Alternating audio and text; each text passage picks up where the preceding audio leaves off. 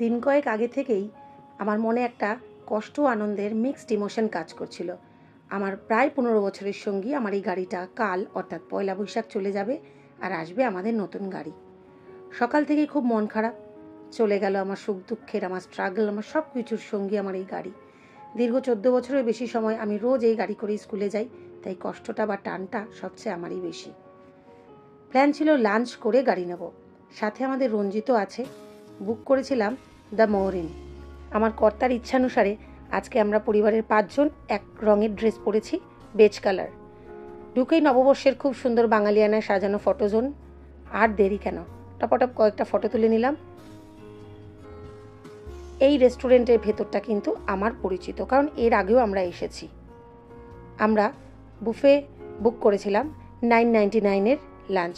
সুন্দর খাবার, যেমন আজকের দিনে প্রতিটি বুফেতেই হয় সেরকম আইটেমই থাকে, সুস্বাদু। আমি ভিডিও তুলিনি সবকটার ইচ্ছা করেই, ওই যে বললাম একটু মন খারাপ সঙ্গ ছাড়ছিল না।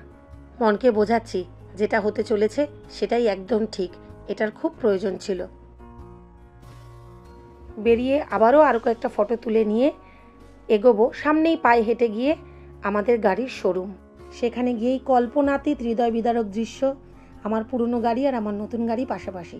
আমি কিন্তু চোখের জল আর আটকাতে পারিনি। কিছুক্ষণ অপেক্ষার পর পুরনো গাড়ির শৈশাবুদের স্বাক্ষর। চাবি দিতে গিয়ে না বুকটা মোচড় দিয়ে উঠছিল। প্রচুর লোক আজ গাড়ি নিতে এসেছেন, একের পর এক ডেলিভারি। ঘণ্টাখানেকেরও বেশি সময় বসতে হলো আমাদের, পেপারস রেডি হচ্ছিল। ওরা তো খেলতেও শুরু করে দিয়েছিল।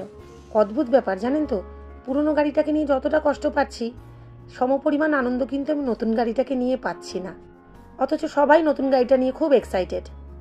অবশেষে দীর্ঘ কয়েক মাসের প্রস্তুতির পর, হিসাব নিকাশের পর, আমাদের প্ল্যানিংয়ের পর সব কিছুর অবসান। গাড়ির পেপারস, নতুন গাড়ির পেপারস সই হচ্ছে।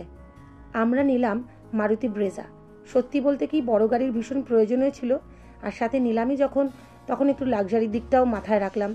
আসলে রোজ রোজ তো আর গাড়ি কেনা যায় না। এর ফাঁকে শোরুম থেকে আমাদের দিল 1 বাক্স মিষ্টি, আর আমরাও ওদের জন্য 1 বাক্স মিষ্টি অর্ডার করেছিলাম। পেপারস কমপ্লিটের পর শোরুম থেকেই আমাদের গাড়িটাকে আমাকে দিয়ে পুজো করিয়ে নিল।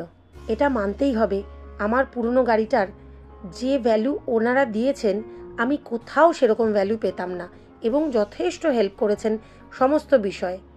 ওনাদের ব্যবহার ভীষণ ভালো, আমরা খুব স্যাটিসফাইড। এবার একটু একটু করে মন ভালো হতে শুরু করেছে। ওই মায়ের সন্তানকে প্রথম কোলে নেওয়ার পর যে অনুভূতি, সেরকম। গাড়িটা সত্যি স্পেশিয়াস দেখলাম। আর এই গাড়িটা সত্যি কথা বলতে কি সবচেয়ে বেশি চড়বো তো আমি। এখন 2 বাড়ির বাবা মাকে দেখিয়ে বিরাটি কালী মন্দিরে পুজো দিয়ে বাড়ি ফিরব। এই আমাদের নতুন চাবি।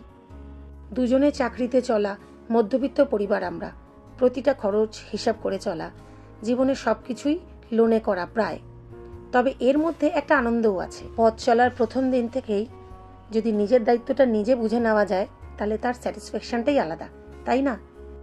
রঞ্জিতকে বাদ দিয়ে তো কোনো ফটোই হতে পারে না, কারণ গাড়িটা যতটা আমাদের ততটাই ওর হাতেই তো থাকবে গাড়িটা। অবশেষে বেরিয়ে পড়লাম নতুন গাড়ি নিয়ে। গাড়ি যখন দেখতে এসেছিলাম তখন বাচ্চারা সানরুফ দেখে ভীষণ খুশি হয়েছিল, তবে সেদিন তো আর টেস্ট ড্রাইভে সানরুফটা খোলা হয়নি। আজকে সেটার ব্যবহার করতে পেরে ওদের উৎসাহ আর থামায়কে। যাচ্ছি কালিকাপুরে, শ্বশুর শাশুড়িকে গাড়ি দেখিয়ে নিয়ে ওখান থেকে যাব পুজো দিয়ে আমার মা বাবার কাছে, তারপর নিজেদের ফ্ল্যাটে।